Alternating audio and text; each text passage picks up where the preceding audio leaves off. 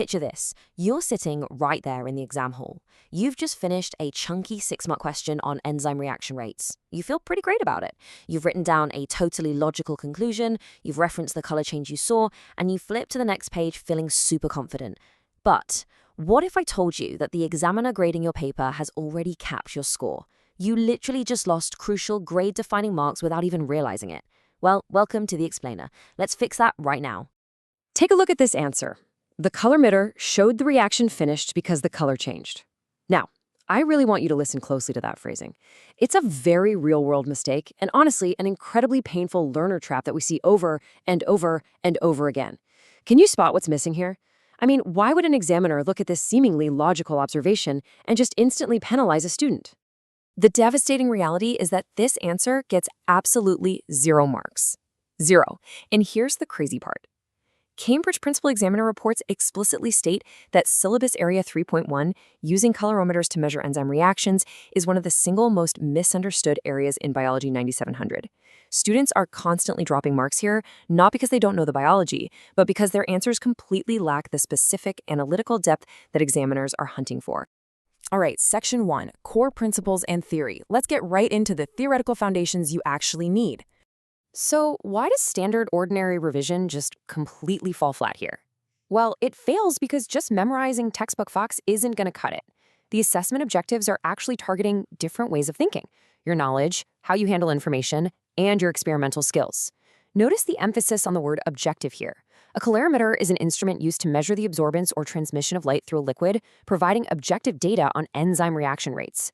The grading system heavily prioritizes analytical depth over just superficial breadth. This means examiners desperately want to see that you understand we are moving from a subjective human observation, like just saying, oh, the color changed, to hard, quantitative, objective data. You absolutely have to grasp this core definition before you can even think about applying it to unfamiliar exam contexts. And hey, when you have objective data, you're going to need statistical analysis. This breakdown brilliantly maps out exactly when to apply which statistical test during your data interpretation. Examiners demand solid, evidence-based reasoning, so if you're comparing means, you must use a t-test. Dealing with categorical data, that's chi-squared. And if you're looking for relationships between different variables in your enzyme reaction rates, you've got to deploy correlation tests. Grasping this mapping isn't just helpful, it is non-negotiable for those higher-order exam objectives. Moving on to Section 2, the method mark strategy. It's time to show your working. You see, marks aren't just handed out for magically arriving at the final answer. Examiners actually heavily reward you for the entire process of problem solving. They want to see a systematic, step-by-step game plan. First step, you deconstruct the question to figure out the given information. Second, extract the relevant data from stimulus materials, like tables or graphs. Third, select your analytical framework, like those statistical tests we just talked about. Fourth, execute the analysis using really clear notation and working. And finally, present your findings in a proper format using the exact correct terminology. This whole deconstruct, solve, and evaluate method, that's your safety net. Now hold on a second, because in just a moment, I'm going to share a specific Cambridge Examiner clue that completely changes how you'll write your answers. It's literally the clue that decides whether you get top band marks or nothing at all. But first, we need to understand the traps that make this clue so absolutely vital. If you tune out now, you're going to miss the exact phrase that examiners are literally begging students to write on their papers. Which brings us to Section 3, Top 3 Examiner Warnings. Let's turn up the heat a bit and look straight at the Cambridge Principal Examiner reports.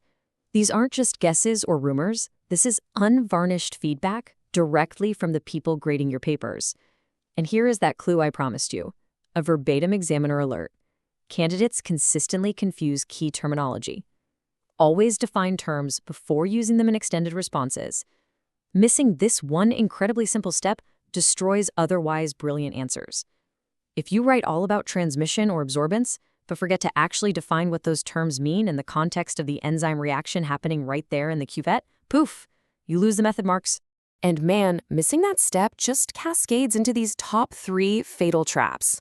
Trap number 1, answers are way too vague. Examiners need specific details. Trap number 2, students constantly forget to check their units and terminology. Writing down a number without the specific unit of absorbance or time, that's a critical error. And trap number 3, answers just aren't specific to the context given. If the question is about catalase, your answer must be directly integrated with that specific biology topic. Candidates who actively make those cross-topic connections achieve significantly higher marks. All right, Section 4, flawed versus perfect answer. Let's do a little interactive challenge. I want you to test out your new knowledge of the method mark strategy by comparing these two statements. Take a look at the left. Transmission went down over time. Yeah, it's vague, it lacks units, and it has zero context. Now look over at the right. Percentage transmission decreased from 95% to 42% over 60 seconds, indicating substrate conversion by the enzyme. Wow, right? This perfectly illustrates exactly how you should extract relevant data from stimulus materials. It gives the exact metric, percentage transmission. It provides the specific start and end points with the correct units, 95% to 42% over 60 seconds. And it connects all of that to the specific biological context, substrate conversion by the enzyme. That right there, that is analytical depth. Now, what if the question asks you to compare two different enzyme reactions using your colorimeter data? Well, examiners demand even more from you. Comparative analysis requires 4 strict things: identifying similarities and differences, using comparative connectives, words like whereas or in contrast, supporting every single comparison with objective evidence from the data, and finally, drawing justified conclusions about their relative importance. You must always check for reasonableness and make justified recommendations. Okay, final part, Section 5, the diagnostic cliffhanger. And trust me, it's a massive trapdoor. So we've mapped out the statistical tests, we've unpacked the step-by-step method mark strategy, and we've learned how to dodge those top 3 examiner warnings by extracting precise data and defining our terms. You have the framework, but there is still a massive trapdoor waiting to swing open. What if you extract the data perfectly, you use the right units, you define your terms flawlessly, and you still get exactly 0 marks? No way, right? Actually, yes, because mastering colorimetry data interpretation means absolutely nothing if you misinterpret the specific examiner command words used in the prompt. If the question says evaluate and you just describe, your otherwise perfect data is instantly capped at the lowest possible band. You really need to know the hidden rules of these command words. These exact command words are the hidden culprits behind dropped grades across the entire 9700 syllabus. You just cannot risk guessing what the examiner wants from you. So, will you command the exam or let the exam command you? The next explainer on our channel is going to break down the exact biology 9700 command words you absolutely must know to secure those final marks. It's definitely mandatory viewing to lock in your grade. Make sure to subscribe to our YouTube channel, Ace the Exams, at acetheexams_IGCSE to excel in your Cambridge examinations. See you in the next masterclass.